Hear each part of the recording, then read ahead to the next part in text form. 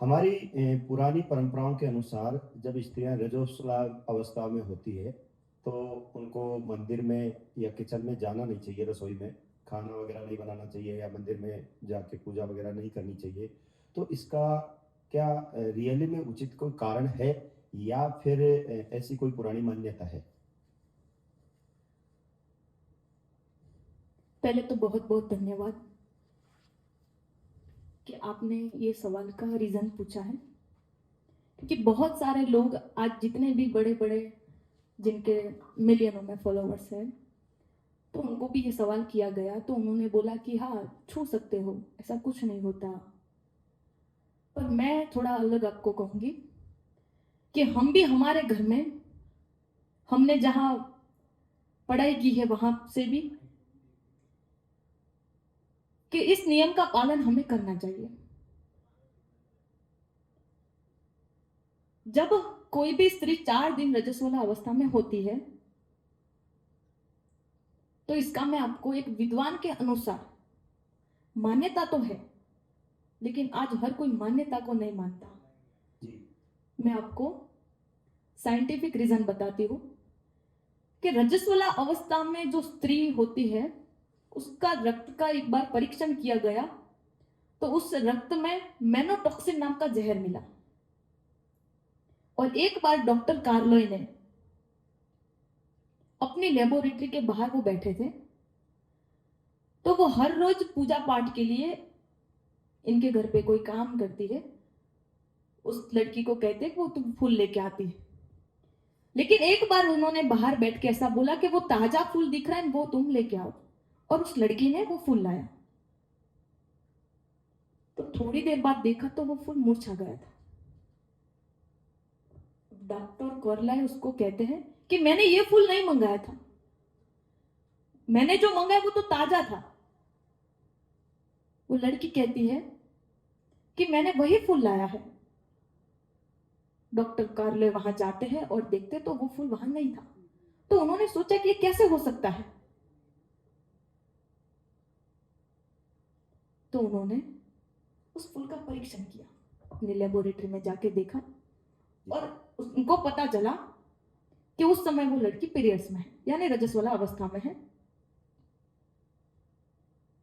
और उस रक्त का जब परीक्षण किया गया तो वो रक्त मल से मिलता है, तो वो पॉइजन ऑफ मेंस्ट्रुएशन हो जाता है, यानी वो जहरीला होता है। पॉइजन ऑफ मेंस्ट्रुएशन होता है। तो आप ये सोचो कि उस विष की असर उस समय एक फूल पे पड़ सकती है, तो क्या वो अनाज पे नहीं पड़ सकती? पढ़ सकते। खाने पे, भोजन पे नहीं पड़ सकती? जी। इसलिए उस समय हमें भोजन 4 दिन नहीं बनाना चाहिए। और आपको पता ना हो तो आप ध्यान करके देखना कि कोई आलू का ढेर पड़ा हो या कोई अनाज का ढेर पड़ा हो और उस समय आप अनाज को छूना, थोड़े समय बाद देखना वो अनाज खराब हो जाएगा, आचार खराब हो जाएगा, आलू भी खराब हो जाएंगे, क्योंकि उसके अंदर मेनोटॉक्सिन नाम का जहर है, क्योंकि वो मल से मिलता है वो रक्त। तो विद्वान के मत के अनुसार और हमारी पुरानी परंपरा के अनुसार कोई भी चीज ऐसे ही नहीं बोली गई, उसके पीछे एक वैज्ञानिक कारण भी है। हाँ, एक जगह ये भी मैंने एक दो जगह देखा था कि जो तुलसी माता का पेड़ होता है और उसको अगर उस समय में अगर छू लिया जाए या उसके पास में वो निकल गए तो वो पेड़ मुरझा जाता मुरझा है। जाता है और जल जाता है वो। ऐसा क्यों? ऐसा इसी के तो कारण मैं, होता है? वही तो कारण है। अभी मैं ऐसे ही बोलती कि हमारे गुरुओं ने बोला, हमारे विद्वान, हमारे गुरुओं ने तो हमें बताया ही था कि हम जब भी इस अवस्था में होते एक फूल पे असर हो सकती है, तो हमारी पढ़ाई पे होती होगी ना, जी। क्योंकि वो मल से मिलता है। वो कहां से आता है? मल द्वार से ही आता है ना, तो फिर कैसे पवित्र मान लिया? जी। अब मैं नाम नहीं लूंगी लेकिन बहुत सारे लोगों ने ऐसा बोला है कि वही खून से सींच के बालक पैदा होता है, तो बालक तो सजीव है, जी। वो मल सजीव है। और सजीव होता तो आप फिर ऐसे ही गटर और नालियों में क्यों जाने देते? सही बात। इसे थोड़ा मानो कि हमारे शास्त्रों ने, हमारे विद्वान ने, संतों ने ऐसे ही कोई बात नहीं बोली। हमारे घर में भी आज भी हमारे दादा दादी है तो हम इनको नहीं छूते, हम बड़ों को नहीं छूते। और क्या हो गया, 4 दिन ही तो पालन करना है, ऐसा तो है नहीं। सारी जगह नियम तो होते ही है। हॉस्पिटलों के कुछ नियम होते हैं, किसी बड़े अधिकारी की ऑफिस होती है तो उसके भी कुछ रूल्स होते हैं।